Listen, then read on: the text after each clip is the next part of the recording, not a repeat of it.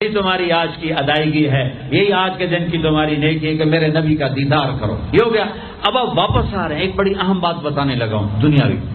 آپ نے کہا میں جس آسمان سے نیچے آیا، جس آسمان سے میں گزرا، نیچے نہیں، جس آسمان سے میں گزرا، وہاں کے فرشتوں نے کہا یا رسول اللہ علیک بالحجامہ، علیک بالحجامہ، یا رسول اللہ حجامہ کروائیے، حجامہ کروائیے. ساتوں آسمان کے فرشتوں نے کہا یا رسول اللہ حجامہ. حجامہ کیا ہوتا ہے؟ کپنگ، جس کو آج کل کپنگ تھوڑا تھوڑا ہمارے ملک میں بھی اس کا رواج ہو گیا ہے.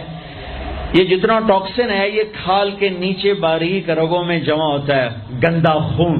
میرے نبی کیا کرتے تھے، ایسے کپ ہوتے تھے،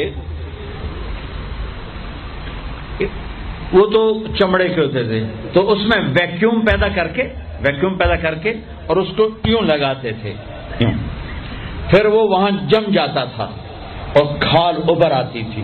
پھر اس کو ہٹا کے وہاں کٹ لگاتے تھے کسی چیز سے، آج بلیڈ ہے، کٹ لگا کر ہلکے ہلکے، پھر اس کو ویکیوم بنا کے پھر یہاں کاٹ دیتے تھے.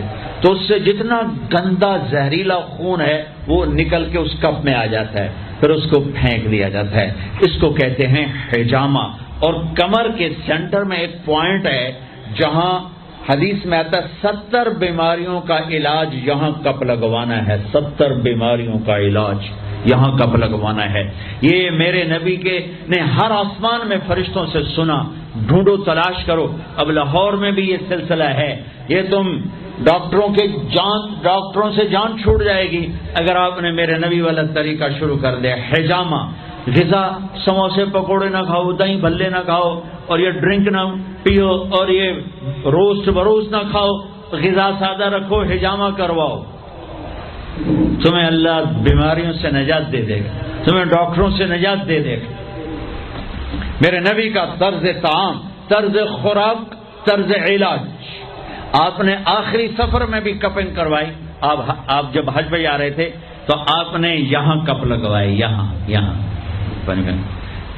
راستے میں یہاں اس جگہ. یہ آپ کا آخری حجامہ جو آپ نے سفر میں کروایا تھا. تو آپ کی مستقل عادت تھی کہ آپ حجامہ کرواتے تھے. کپنگ، وہ خون نکالتے ہیں، سارا باڈی کا خون گندا باہر نکل جاتا ہے اور پورا جسم فریش ہو جاتا ہے. بغیر دواؤں کے اللہ شفا یاب کر دیتا ہے. غذا سادہ کھاؤ، رات کو جلدی سوو، صبح جلدی اٹھو.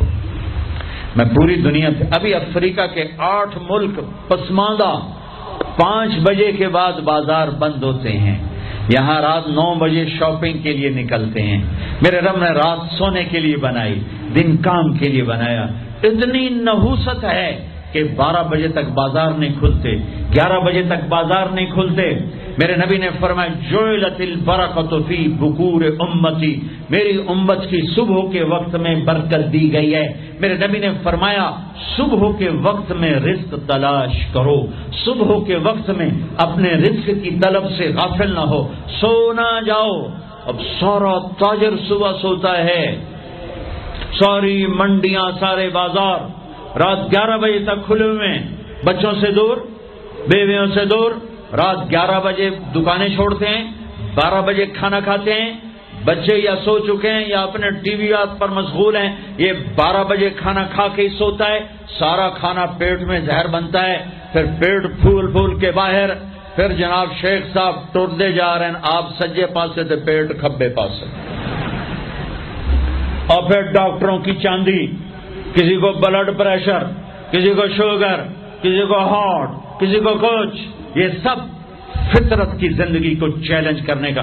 یہ ساری لوڈ شیڈنگ اللہ کی قسم ختم ہو جائے گی.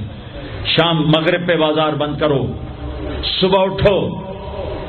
سارا یورپ، سارا امریکہ، سارا چائنا، سارا افریقہ میں جہاں پھر کر آیا ہوں، 5 بجے بازار بند ہیں، 9 بجے سناٹا ہوتا ہے، ہو کا عالم ہوتا ہے.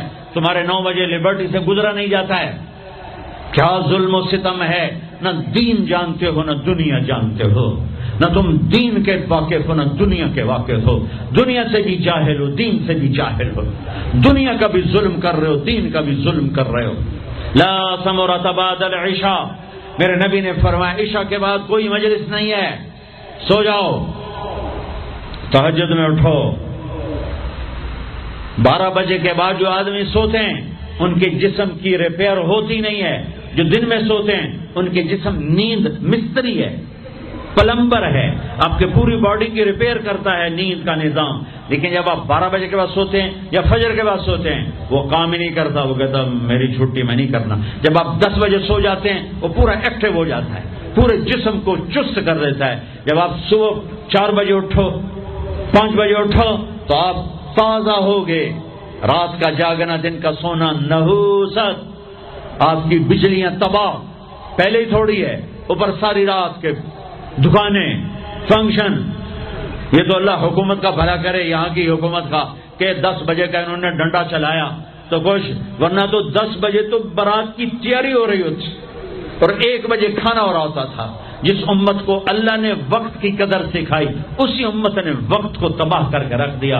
اور جس امت کے پاس قرآن نہیں، نبی نہیں، انہوں نے وقت کو کیش کر کے تمہیں غلامی کا توق پہنا دیا اور دنیا کو لیڈ کرنے کی طاقت اللہ نے ان کو دے دی. او بھائیو، نہ دنیا اچھی رہی نہ دین اچھا رہا. رات کو جلدی سو، فجر پڑھی جائے گی آرام سے، تہجد پڑھی جائے گی آرام سے.